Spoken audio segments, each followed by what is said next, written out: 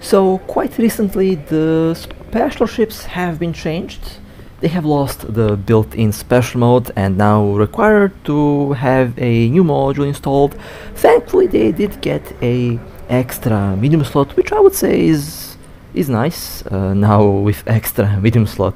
With extra medium slots these ships are definitely a lot more usable, especially for PvP, but today I'll be flying the Saleos. This is one of my favorite ships in the game because I always wished for a cloaky Cinnaball.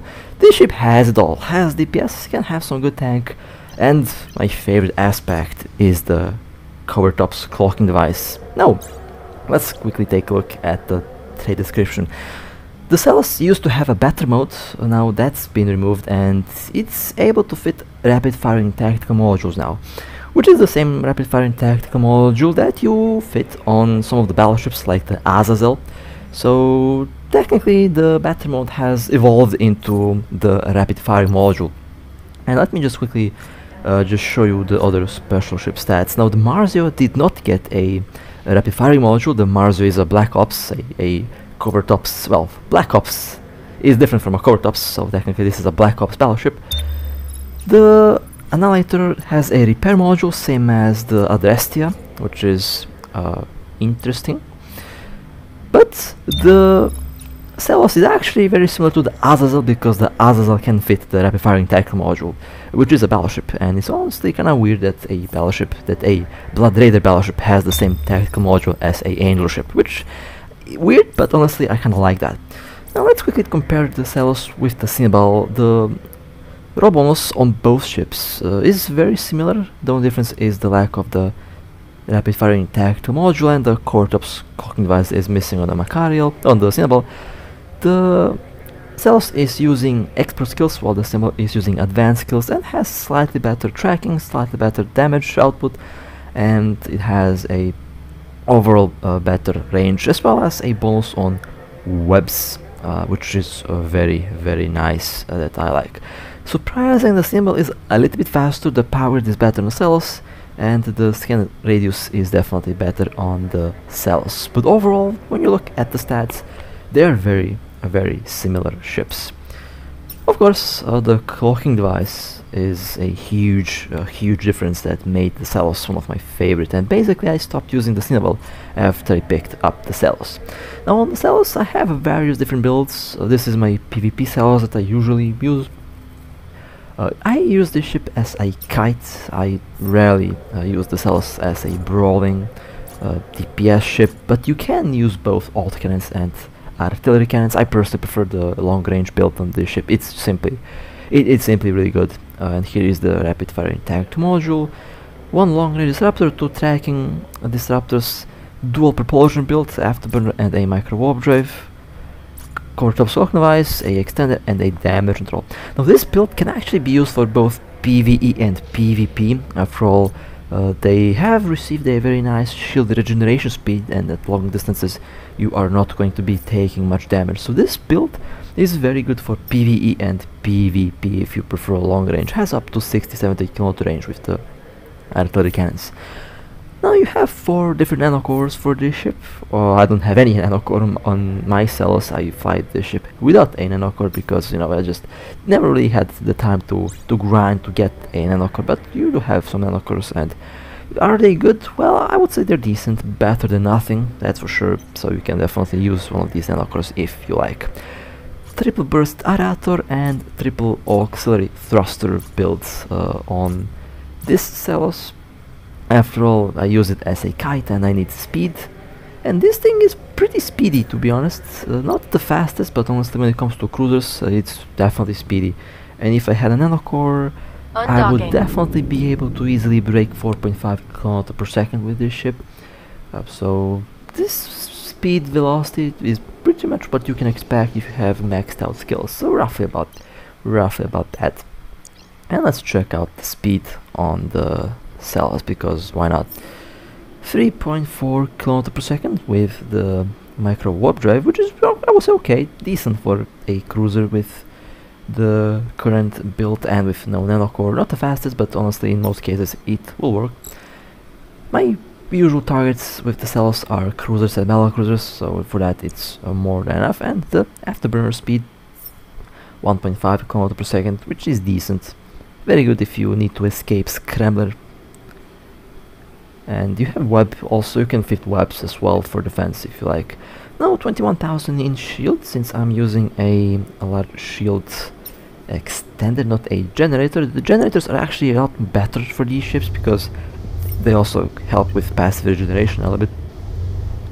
163,000 in overall defense when I engage the damage control. And also you have the extender, which does give some decent amount of buffer if you need to use that, which is very nice for this ship. So, can it cloak? Yes, it can. After all, this is a cloaky Cinnaball, which I joked a lot about in the past, and I never imagined that we will have an actual cloaky Cinnaball in the game, so very glad that the developers did listen and that they added something as unique as this. Now, one thing that kind of sucks, you used to be able to engage the battery mode while being cloaked. Unfortunately, you are no longer able to do that. In order to use the rapid firing module, you have to decloak, and basically you have to use the module while you are decloaked. You cannot cloak and decloak with the module active, which kind of sucks because I really liked that feature of this ship, and in a way the Saleos was definitely nerfed. Not a DPS nerf, but it was nerfed by by utility. You used to be able to turn on and off the module, the battle mode, while being cloaked, and I really like that. It was very unique for this ship. But unfortunately, you are no longer able to do that. And yeah, that's kind of a nerf. Am I mad at that? Not really. This ship was pretty busted before. It's still pretty busted now with the DPS output that you can get with this monster. So I would say kind of a balancing thing in one way or the other. Now, what else can you do with this ship? Well, you can definitely go with the classic DPS build that's at this moment like 5 years old.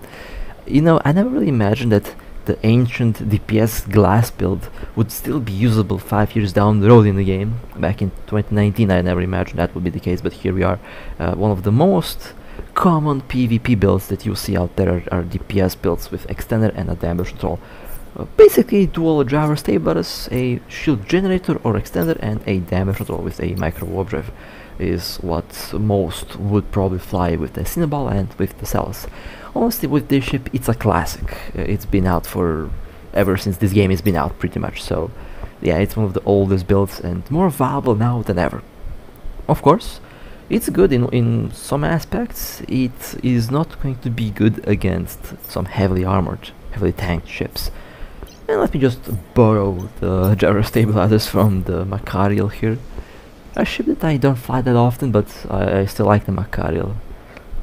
And this ship will celebrate its 4th birthday very soon, or 5th actually. I need to check the date when I posted the first Macariel video. It's creeping to the 4th or 5th mark already, and that's a pretty old ship. It's one of the first factory battleships produced in the game. Okay, now let me quickly slap the gyro stabilizers. I need to really start selling stuff, I know. My hangar is a mess, and I know that as well. I'm just lazy to go to Yita to sell stuff. But yeah, this is going to be the classic build. The extender is nice. Generators are, I would say, nicer because they give a lot more shield, and for passive this is just amazing. And thankfully I do have a generator available here. I did not buy the generator, a rattlesnake dropped the generator, so yeah, I'm technically using a module I got from PvP. I love that. I love that fact. But yeah, 1000 DPS, which is pretty good, I would say. Of course, no nanocore, and I did not use the barrage implant now. But yeah, this is the large shield generator, quite a pricey module on the market. Yeah, it is pricey, okay. Expensive, definitely expensive. Used to be more expensive when I got it. I didn't want to sell it because I needed this module, and at the time it was like 3 billion when it dropped. Maybe it was a bad idea that I did not sell it, but honestly, I enjoy using stuff I find. I have pretty much every ship I need at the moment, so I will be I will be using the stuff that I get. Oh, that's also an expensive module. Let's fit it, because why not? Let's make this little boat expensive just for the sake of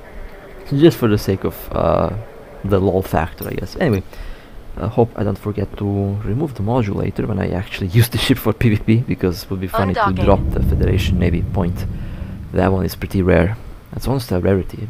That module is no longer available from PvE.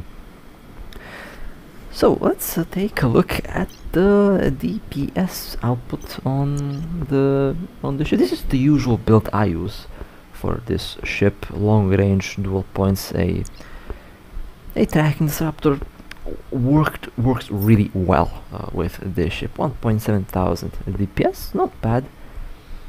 Up to 60-70 kilometer range without any significant damage drop, and 2,400 DPS, which is decent. Has a very good alpha, by the way. After all, this is the kite build, the long range artillery build. The alpha damage is really nice, and honestly, with a high level barrage implant, artillery cannons is definitely the way to go. They slap. This thing definitely does slap, and with the generator you do get a little bit more overall hit point. I forgot to use my general unit for the extender, but I can get about 35,000 in shield with this ship, and with a slightly different build I can get about 60,000 in docking request accepted. I can actually slap dual extenders or dual generators, which honestly is a very troll build for a Saleos. That's a lot of raw hit points just in shield for this ship. And it's a very interesting build, but I will probably do that a different time, since I don't have the right rigs at the moment for that build. Now, you can add webs if you like, easily. After all, you have good range with the webs. And a scrambler or scramblers will be very nice if you like to go with a brawling build. Now with the autocannons you will have some really crazy DPS with this ship. And let me just switch into autocannons. I actually used to run this ship with autocannons back when I initially got the Saleos, because the DPS was simply, the DPS was simply out of this world. But now I started to prefer the long range build, because I just started to have a lot more fun with the long range Saleos, and it kind of gives me a reason to use artillery cannons. And the original idea that I had with these ships is to have one Saleos for long range and the other Saleos for close range. The more expensive Saleos was close range, which definitely had a lot better modules, much more expensive modules, and it had significantly higher DPS output and better rigs. And the other one was the long range one, the design for speed and for kiting. As time went on, I kind of started to use both in the same way. I just started to use the kite build on both. That's just how I started to enjoy the Saleos myself. But honestly, I might just roll with the Saleos with a artillery build just for the lols and giggles, just to see how it will do now after all this time.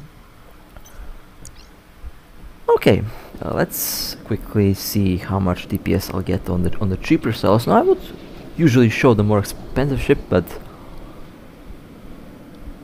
the modules are kind of all over the place now.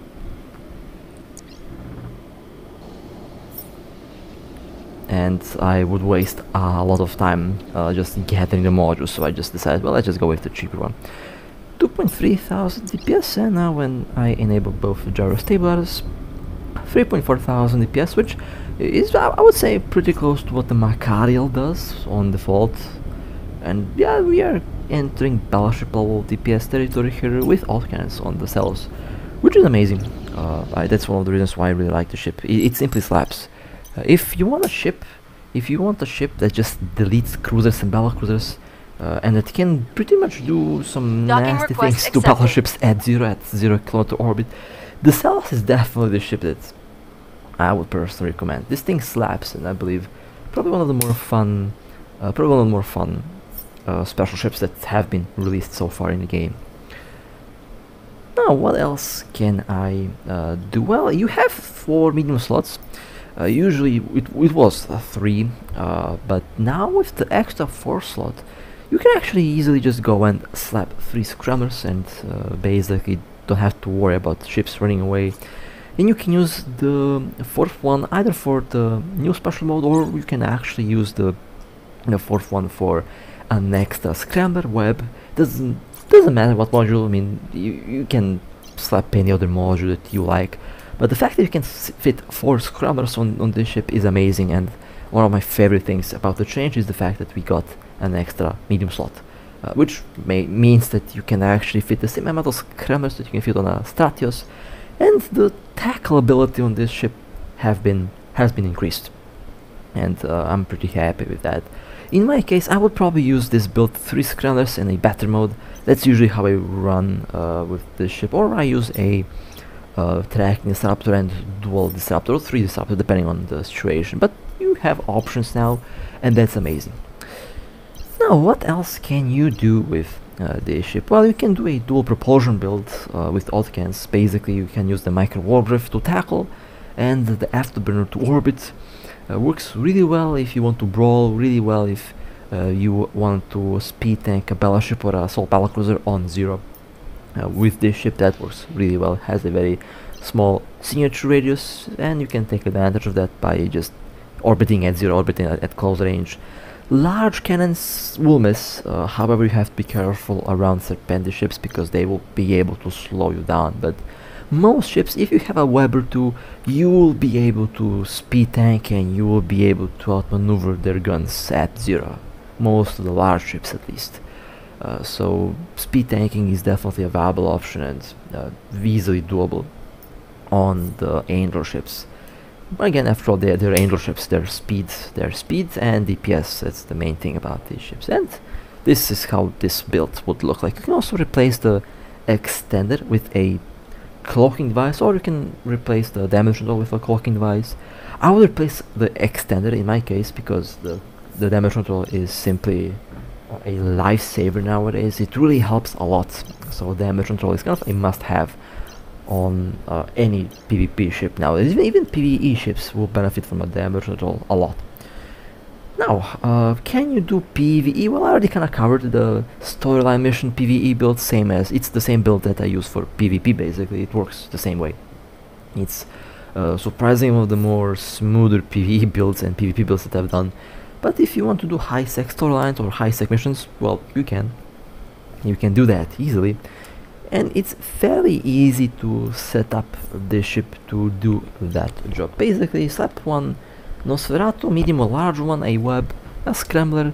The battle mode or the rapid fire mode can stay, or you can replace it, but I would suggest that you keep the rapid fire mode because it adds DPS, and for high-sec missions you want to have DPS, so the battle mode or the rapid fire mode is definitely nice to have.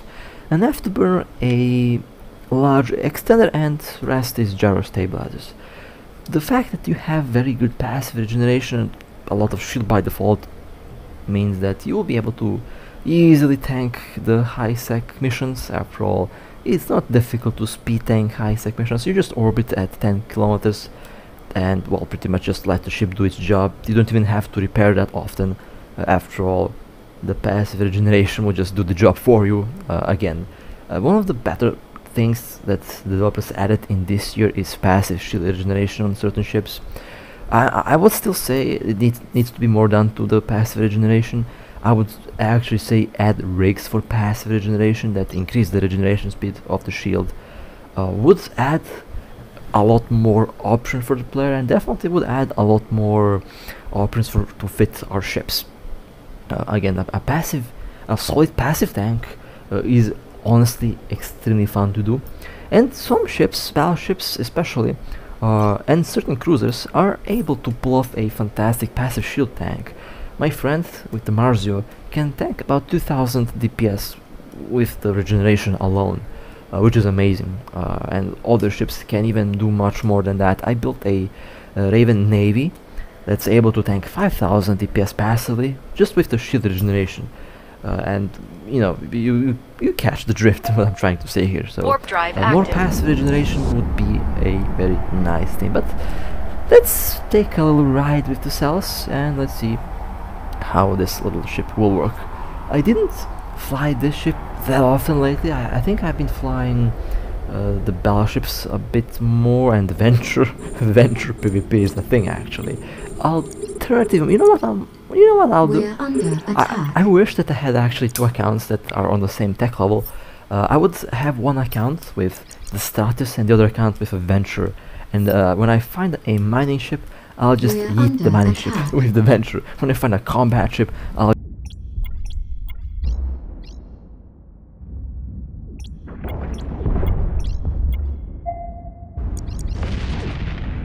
this game still is giving me the E fields, and I know I haven't been playing that often lately. Actually, I have been playing often, much more often than before. That's true. I just haven't been uploading that often because I take my time to gather some good footage. And don't worry, I don't plan to leave the game. Obviously, I never said that I'll completely leave the game. I crossed the 5-year limit usually that I have. You know, I was worried before. Now I'm not worried anymore. I definitely will not leave the game. I'm here until the servers shut down. The critical time is over. I don't have to worry about that anymore. Critical time was up until a couple months ago, when, you know, the 5-year limits that I usually encountered in my online gaming career. But I crossed that, and I can say I'm going to be playing Eve Echoes until the servers shut down. So I'm here. Okay, I'm not leaving. I'm here. So we don't have to worry about that. But yeah, I have a lot more ideas that I want to do with all these ships. And as I said before, it still has the charm to it, still has that Eve charm. It never really left, you know, it never really left. I think we as players ruin the fun for ourselves in a lot of cases, because we as players focus a lot on the negative aspects, which is fine. I mean, you have to point out the problems with the game, which again, it's fine, I'm fine with that. But we also have to focus on the positives as well. You can't just, you know, if you focus on the negative parts of the game, your fun for the game will go away, and that happened for a lot of players. You have to focus on both. Be critical, but at the same time, when the developers do something right, well, you know, some praise is not going to hurt anyone. And they've done an amazing job with the faction ships lately. They've done an amazing job with the special cruisers. And I still have to fly the destroyers. I did not forget about them, I just don't have ISK to fly them. That's the problem. I don't have ISK for the new destroyers to buy them. I forgot the price in the market, but I need to start flying them. And need to check them out. They also have to receive the new special modes. They're in the same position as the Dominic's Navy was back when it was originally released, because they don't have their special mode. They should have been supposedly modular. They are modular. It's just that they lack the module part that's not added yet. So that's one thing that needs to be put into the game in order for them to be able to fulfill their role. And I almost forgot to mention the DPS. Well over 4000 with the current build with 3 tower stabilizers. I can actually get a PvP build with the same amount of DPS. Just replace the booster with a generator or extender, and just use a micro warp drive and autocannons. You can do the same thing that is practically shown on this ship right now. So that's one build I forgot to show, but I prefer to have an extender and a damage control. It's the natural way to make a proper passively tank, but you can go full glass if you like. Full glass is also a rather interesting option, and I can say that I actually used to run a build like that. However, I have to go and check the old videos that I made with the Cinnamon, because I used to run the Cinnamon in a similar way to that. And honestly, I enjoyed the Cinnamon a lot. That was actually before scanners were a thing. I kind of missed the days before the scanners, and I'm probably not the only one, because, you know, I was ridiculously excited when I entered the low sec system, and there's like 4 or 5 ships in the system, because there was a good chance that you can find a bunch of them in anomalies, and that's the combat that I personally prefer. Scanning and all that definitely made PvP more accessible, and definitely made I guess PvP easier, because you can just scan down the ship you want to jump, right? But that charm that the game had, or I guess not exactly had, it still has the charm, but before the scanners it was just a very unique, there was a unique feel to it, okay? I think most of you who've been playing since day one probably remember that. Or you see a Inquisitor or Scout anomaly, and then you see a couple players in system, and then the excitement that you get by just warping to the anomaly, because you know damn well that they're inside running the Inquisitor, and the uncertainty of what's inside, and the overall I guess the way PvP was back then is something I definitely prefer over scanning. Scanning is nice and all, made PvP easier, I guess, but the old school feel, that's what I really enjoy about the game, and I do miss that time. I think we all do miss that time, because it was just a different period of the game. No implants, no weird stuff that we have today. Just just a good old ship and the game and about. I might actually just go and do some good old low sec roams like I used to with the starters. Why not? Might I actually find something interesting. That's a thing I wanted to do for a very long time. I just didn't have time to do it. Oh my god, I really need to do that, because I really enjoyed that aspect. And the nostalgia kicked in. I used to have the hunting ground as well. It was pretty fun. I will go and check I'll check the place out again. Haven't been there in months actually. Need to check it out again. Should be interesting to see what I stumble upon there. Now, back to the Cloaky Snowball here. Honestly, I really like the ship. I still like the ship the way I used to. And I will definitely still be using this thing as my primary angel cruiser, I guess. The Snowball is nice and all, but this thing just slaps more. And should you be upgrading from the Snowball to the Saleos? Only if you have the skills for it. After all, this ship requires expert skills, and if you don't have expert skills, well, you will not be able to take advantage of the full ship's potential. So I would suggest that you keep the Snowball until you have the skills for the Saleos, and then upgrade to the Saleos. Is it a worthy upgrade? Yes, it is. There is no denying.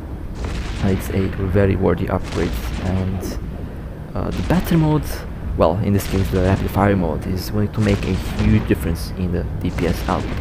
The Snowball does have good DPS, but the Saleos' DPS is simply much better. Not because of the skills, well, the skills add a bit of that, but the Saleos does have the special mode, and the special mode is what's increasing the overall DPS the most.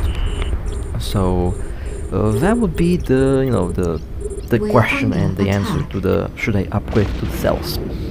And I'll be checking out the other special ships as well. The next will be the Fiend and the... what was the name of it? The Chameleon. Yeah, I always forget the Chameleon's name. The Chameleon is actually a very fun cruiser. I really need to fly.